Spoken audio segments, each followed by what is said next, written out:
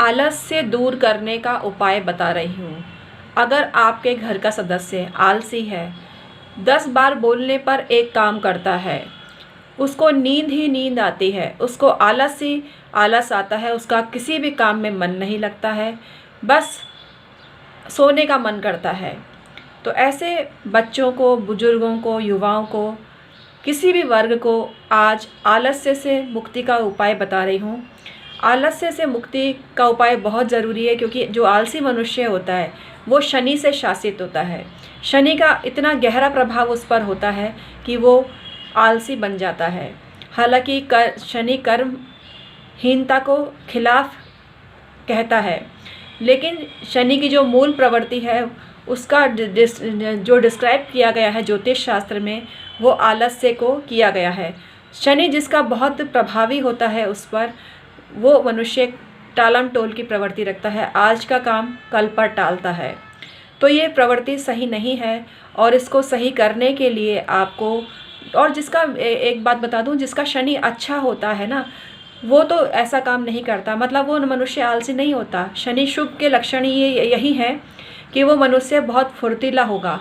लेकिन जिनका शनि बिगड़ा हुआ होगा या बहुत ज़्यादा मतलब प्रभावित, मतलब कारक नहीं होगा उनकी कुंडली में, तो वो मनुष्य आलसी हो जाता है। और कुछ मनुष्यों की खुद की ही प्रवृत्ति ऐसी होती है, ग्रह को दोषारोपण नहीं कर रही मैं, लेकिन कुछ मनुष्यों की जन्मजात प्रवृत्ति होती है कि वो टालम टोल की नीति अपनाते हैं, लास्ट डे का इंतज़ार करते हैं, लास्ट डेट का इंतज़ार करते हैं, कोई भी काम उनको बताओ लास्ट डेट तक वेट करते हैं रहते हैं।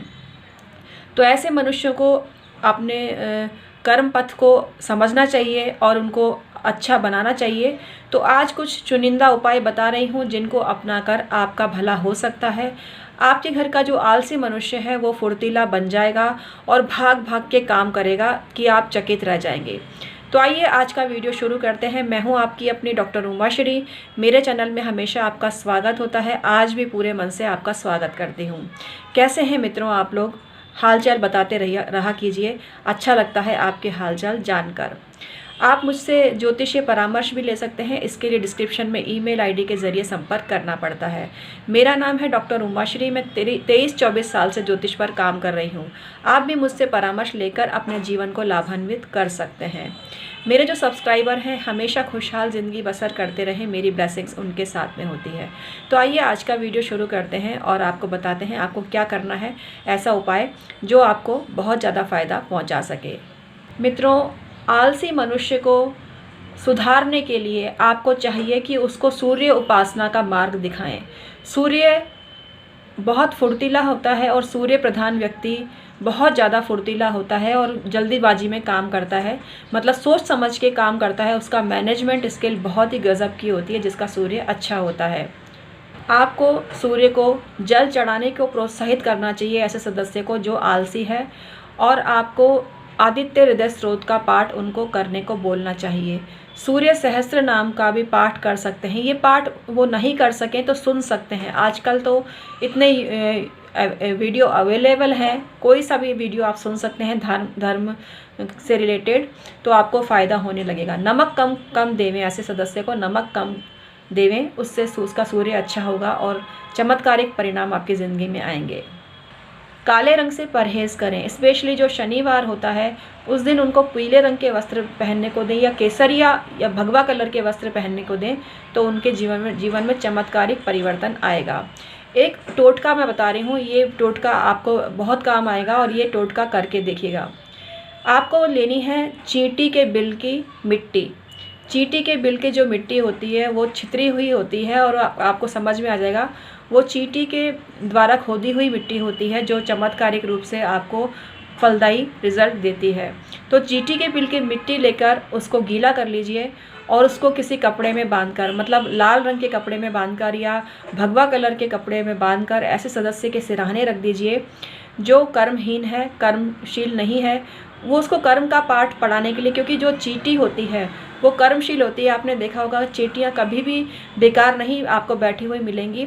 चींटियाँ हमेशा सक्रियता का पाठ मनुष्य को पढ़ाती हैं, चर्यावती को सार्थक करती हैं और चलायमान है जीवन, ये हमें सिखाती हैं। तो चींटी जैसा मेहनती कोई भी नहीं है, वो परिश्रमी होती है। और चींटी पर कविता भी लिखी हुई है जो आपने सुनी होगी। नन्ही चींटी जो जब दाना लेके निकलती है, गिर के 100 बार फिसलती है। ये पंक्तियाँ आपने सुनी होंगी और मतलब देखी होंगी। तो आपको ये चींटी सिखाती है परिश्रम का पाठ। तो चींटी को अपना आदर्श बनाइए और चींटी का चित्र भी आप अपने, चींटी के चलायमान स्वरूप का चित्र भी आप अपने जो आलसी सदस्य हैं उसके सिरहाने लगा सकते हैं। आप देखेंगे कि चमत्कारिक रूप से उनके जीवन में परिवर्तन आएगा और वो परिश्रमी बनेंगे, मेहनती बनेंगे और बेकार बिल्कुल भी नहीं बैठेंगे। और उनका आलस्य तो आप देखना भूल ही जाएंगे, क्योंकि वो आलस्य का त्याग कर चुके होंगे। तो मेहनती बनना चींटी से सीखिए।